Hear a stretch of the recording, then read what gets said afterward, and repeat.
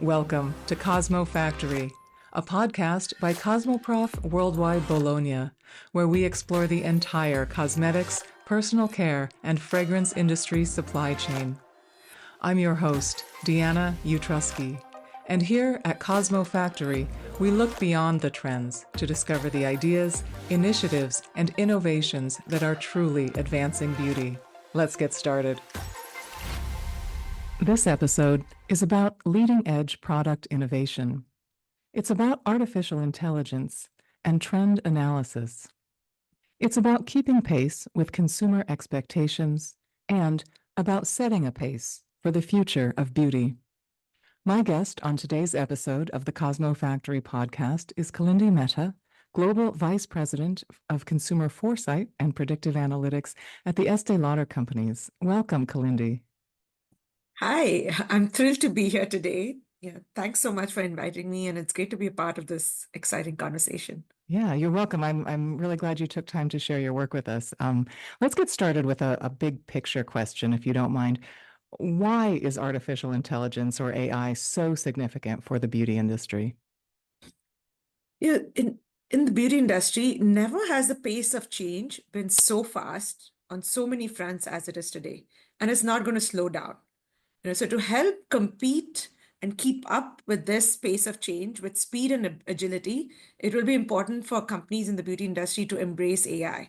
With new technology, digital commerce, social media, there's so many more new brands, new innovation, new content, new looks, new trends, all happening to the speed of light. And we will need AI, and we are using AI to keep up with that speed of light. And another reason is, to really leverage the power of, all the insights that are available. Beauty has so many insights, so much of information, so many conversations going on, so much of data everywhere. And this because consumers are so involved in beauty. It's one of the most talked about categories on the internet. So, how do we leverage all of this insight that's available? Because it can be overwhelming. And how do we harness the power of these insights effectively? And AI is playing and will play a very important role in this. Yeah, no, And that makes good sense. You have something further there? yeah, maybe one more point, right? Which I think is actually the most important point. Today's beauty consumer wants products, is demanding products and experiences that are really tailored to their individual unique needs. They want something specifically for themselves. And they will not engage with you unless it's hyper relevant to their specific need, to their lifestyle, to their life stage. And AI enables us, to drive this hyper personalization in order to meet that individual, consumer need. Yeah, no, that's super interesting. And your reply there reminds us how fast moving, especially just now, the cosmetics and personal care industry is. It's normal for people to say it's such a fast-paced business. And I think, as you've suggested, it's especially true when this comes to consumer trends. And you've mentioned sort of the need to leverage AI in response to those trends. Can you say a little bit more about how you're actually doing that in your work? Yeah, sure. And so, as we spoke about, beauty industry does demand super rapid response to all the trends, to all the moments that are happening in culture and in people's lives. And so, and now think about our company, right? Estée Lauder Companies. We have nearly 25 brands. We are there in almost 150 markets. Yeah. So how do you react now to, these trends, these moments, social content? How do you react to it at scale? How do you react to it consistently and with speed? Because, it's easy to do it on a one-off basis for a few brands, but I think the real value for any business comes when you react at scale consistently. And AI can help us do that and create that real value. Very specifically, we have built a platform, super simple platform. It's like a Pinterest board, very simple platform to sense trends using, visual and cultural AI, across 20 plus markets. And the way it's been built is that, what do you actually need? What does a team need to activate those trends, and we've kind of built it backwards. And so it provides exactly the information that you need to activate these trends, the hashtags, the keywords. So you can do it quickly and you don't have to go looking for information. Second is what it does is once you send the trend, you have all the exact language, hashtags, keywords. AI uses, leverages, we use AI to connect this trend to the right product in our portfolio.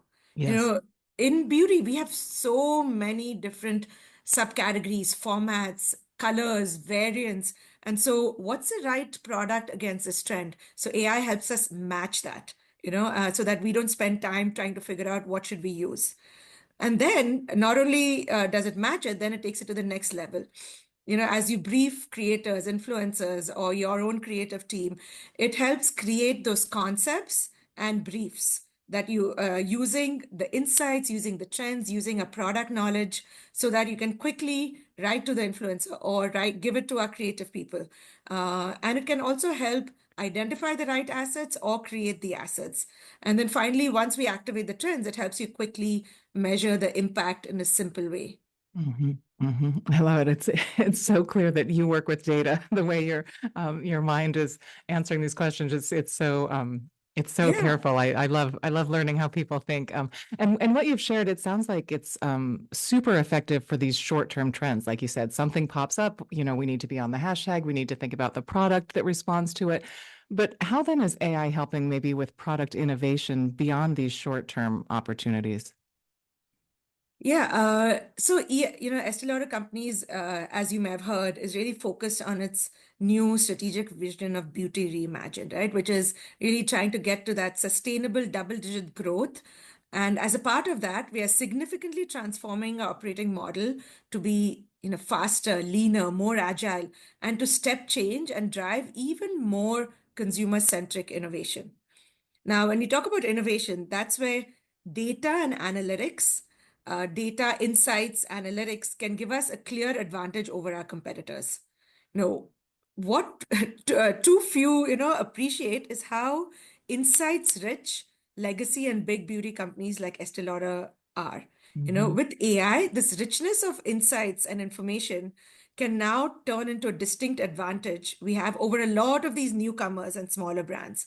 So we have extensive proprietary insights and data on Sure. millions of brand assets, thousands of product formula, information, claims, consumer and market insights of millions of consumers, beauty trend reports that are generated real time, and so much more.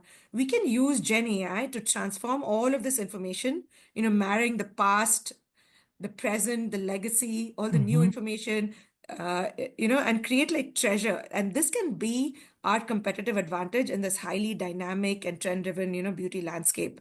And so, this competitive advantage really comes from this virtuous cycle of math and magic, where math, or AI helps focus creativity where it matters, Mhm. helping us drive that consumer-centric innovation and, step change it for us. Yeah, no, that's super cool. I love it. So earlier this year, I actually had the opportunity to hear you speak about AI in beauty. And one of the slides you showed in your presentation reminded me of something that we all know is happening. And you've even suggested it earlier in your conversation, mentioning how many markets you serve, how many brands you have, right? But all multinationals and international companies even, have a Foresight's team like yours, and many might have AI process tools at work. But they're looking at fully global sources, right? Data that comes in an array of languages. And I'm guessing, each market, maybe even each neighborhood in some instances has its own cultural nuance, right? And this would certainly complicate, my work trying to analyze any sort of trend, let alone at the scale that a company, like the Estée Lauder Companies is managing it. Can you talk about that aspect of the technology that you're working with? Yeah, so I think firstly, we have to make sure we cover more than just the US, so we cover all markets around the world in Yeah. trying to understand what's going on in each of those markets. And we have AI that, I'm sure a lot of people do, but that helps us translate languages, right? We have AI that helps us translate languages. We have AI which is visual and semiotics, and it captures the visuals, the semiotics, the cultural nuances, and translates that into insights. And so it's not just reading the text and translating the language, it's actually interpreting the whole context and the visual and the video. So it's Mhm. able to and able to translate it into very tangible, insight. And so you do this across multiple markets. You use this visual and cultural AI model to help translate the cultural context into some meaning.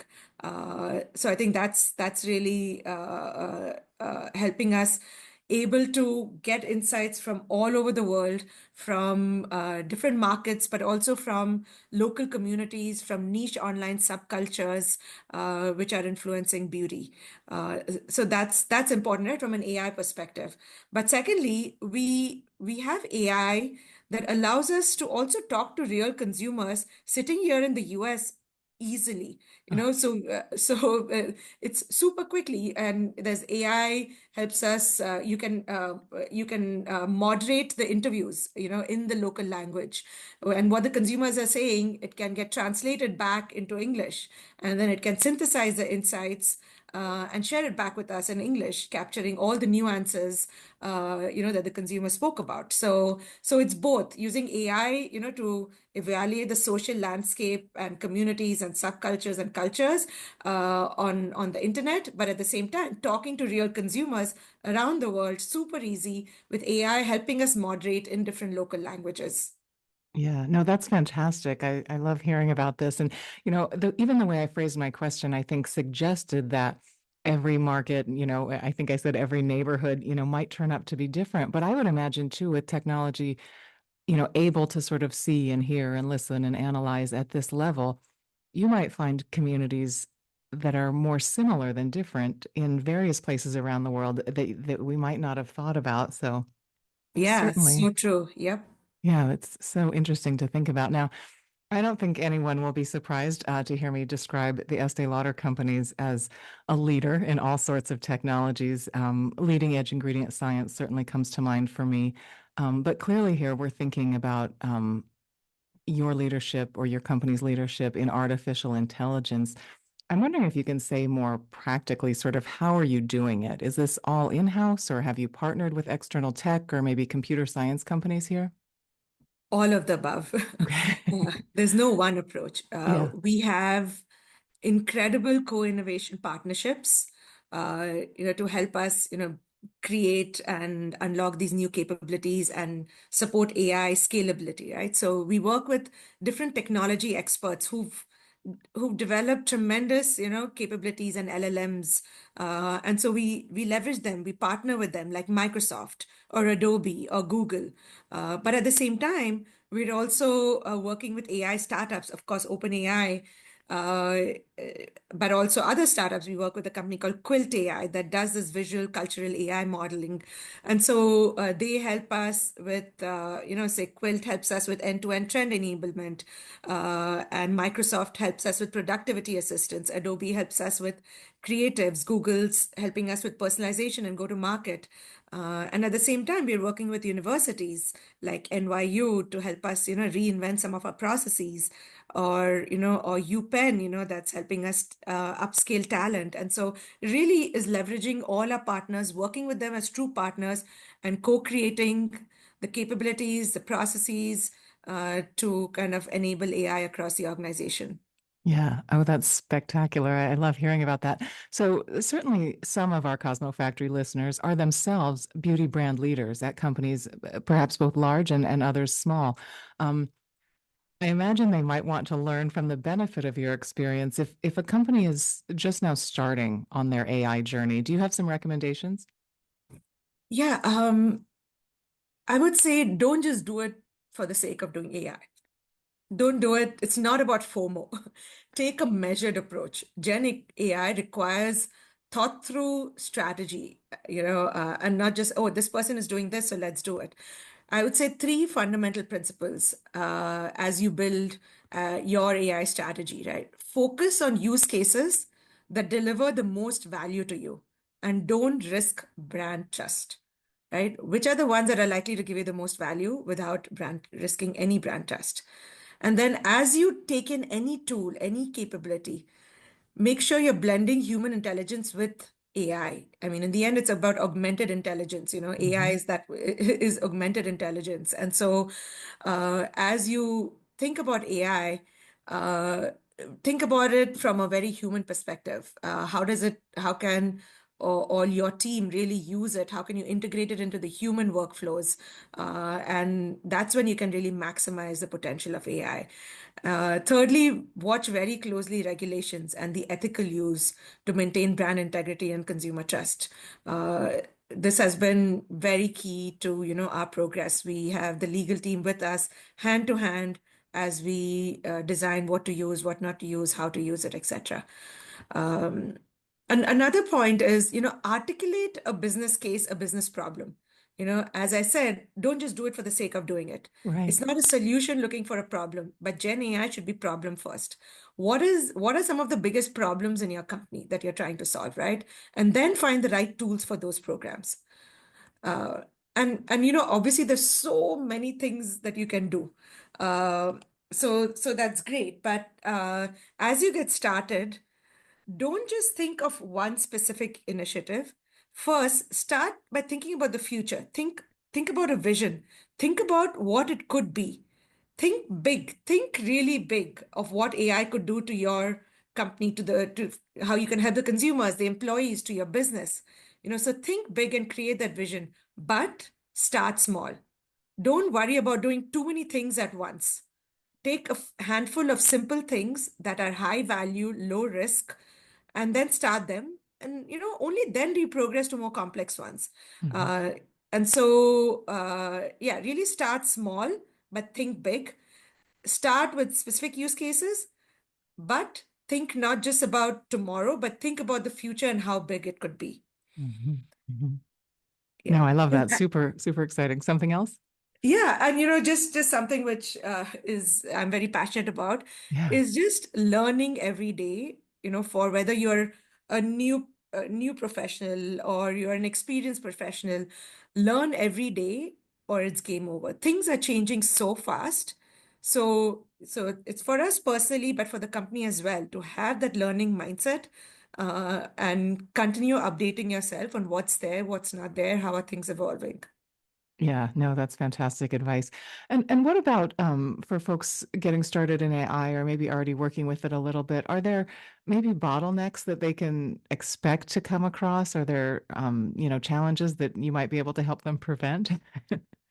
Yeah, I mean, I think cultural resistance, right? Expect it. Expect not everybody, there'll be some people who will want to embrace it, but not everybody. And so I think if you have to really drive this at scale, understand the barriers, empathize with them, and I don't dismiss it, understand the whys, and work around that, and address it, upfront, plan for it, because it will be there. There will be some cultural resistance. Second is, as I spoke about, just privacy and data privacy, and the legal aspect to it and the ethical use of it. And so just make sure you're partnering hand in hand with legal right from the beginning and not later on in your process, so that you really understand what we should and what we should not be doing. Uh, Another thing is just understanding what AI can and cannot do. And so creating that community of learning and experimentation is going to be critical, because a lot of people are assuming a lot of things. And so how do we create the formal or informal community of learning and experimentation that allows us to learn from each other? I think because that learning is not it's not easy for people to just embrace new tools on their own. So connecting that and building a community around it, it helps people feel that you're along, you're there with others on the same learning journey, and then they're more open to that behavior change and that habit change. Yeah, yeah, excellent. We've talked a lot about, your work and specialty and trends and product innovation, supporting the product innovation team with your work. But I'm wondering if there are other use cases where you see AI being a real benefit to beauty brands. You know, it's like in everything. Like Yeah. there's who said that AI is the new electricity?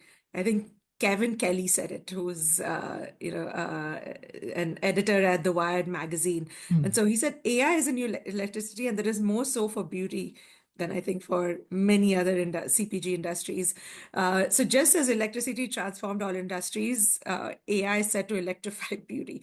So right from meeting needs of consumers, right? It helps you better meet the right needs of consumers, which we spoke about from a personalization perspective. Yeah. It enables you to offer those personalized products and recommendations to your consumers, to your customers.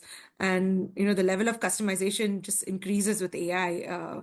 So whether it's building products for very specific needs or consumer experiences or content, so really that personalization, helping consumers find that right product give for themselves and for their lifestyle, right? Another thing is ease of application. Makeup, just an example, right?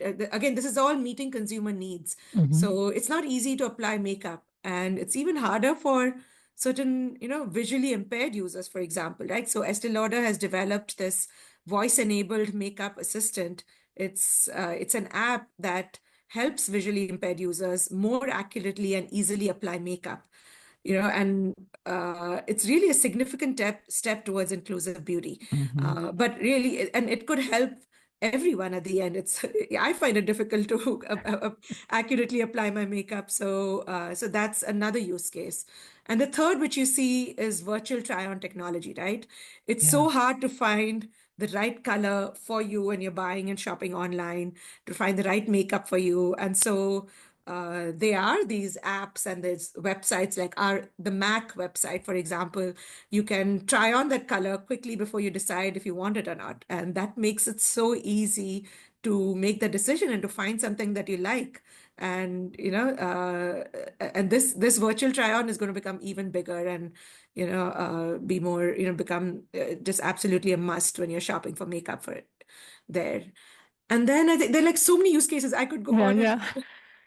so it's like it's endless, whether so this is meeting your consumers' needs, but it could also be helping our own employees. For example, we have beauty advisors in some of the stores helping people select what's right for them. So Hmm. it can really help the beauty advisors to make the right recommendations for the right consumer, for the unique need. It allows them to get all the latest up-to-date detailed information about products and ingredients and benefits and usage instructions so that they can do their job better in serving the end consumer. Yeah. Yeah. No, that makes really good sense. And I guess my last question for you is an extension of that one, but is there anything particularly exciting or maybe unexpected about AI that maybe you've seen in your work or you're just, able to imagine coming online that might change things all over again? Is there another phase to our new electricity? Uh, Yeah, I would say one, right? So one something very which I'm very passionate about is so I had the consumer insights team here, and when you think about consumer insights and market research, AI is just transforming it. So if I want to, I can of course talk to real consumers faster and easier, like I spoke about, Mhm. but you can also work with synthetic data and quickly get feedback on an advertising or content that you've developed using AI. You can get feedback on concepts and ideas quickly in like 10 seconds. You can talk to personas and digital twins of your consumer quickly to get to help you fine tune your ideas. It's you can truly be consumer centric in everything you do by leveraging AI. And that just helps you drive that incremental growth that you're really looking for. So it really is going to transform market research and consumer insights. And I'm so excited about that. And it helps us, if it can do all of these things quickly, we can really focus on deeper human, ethnographic, cultural insighting, and take, our insights to the next level. And that is, of course, across all industries and not unique to beauty. Mhm. But if you think about beauty, right? And I know I spoke about this, but AI is unlocking revolutionary changes, particularly in personalized beauty experiences. We're seeing AI not only predict but create new beauty standards by understanding individual preferences and even unique biological aspects of each Mhm. consumer. It's truly about delivering on that promise that beauty lies in the eyes of the beholder. So if you look ahead, I expect AI to continuously surprise us, crafting these beauty solutions that are so unique to each person's needs for that moment of the day, for that time of the month, of the year, for that lifestyle, and possibly even, for a person's DNA. Yeah. So as we often say, AI can create possibilities that were once unimaginable. Yeah, no, absolutely, absolutely. And Kalindi, I have to say the passion you have for your work comes through so clearly. And I really enjoyed hearing you say how important it is to learn every day and to continue to learn from each other. I can promise you we have learned so much from you today, and I thank you very much for joining me on the Cosmo Factory podcast. Yeah, thank you so much. I really enjoyed the conversation. And I do believe that this is the time for the beauty industry to reimagine the boundaries of what's possible. Thank you so much for listening. If you find the Cosmo Factory podcast useful, please take a moment to leave us a 5-star review and share your thoughts so even more cosmetic industry professionals can discover the Cosmo Factory. I'm Deanna Utrusky. Please join me again next Tuesday for a new episode of the Cosmo Factory podcast.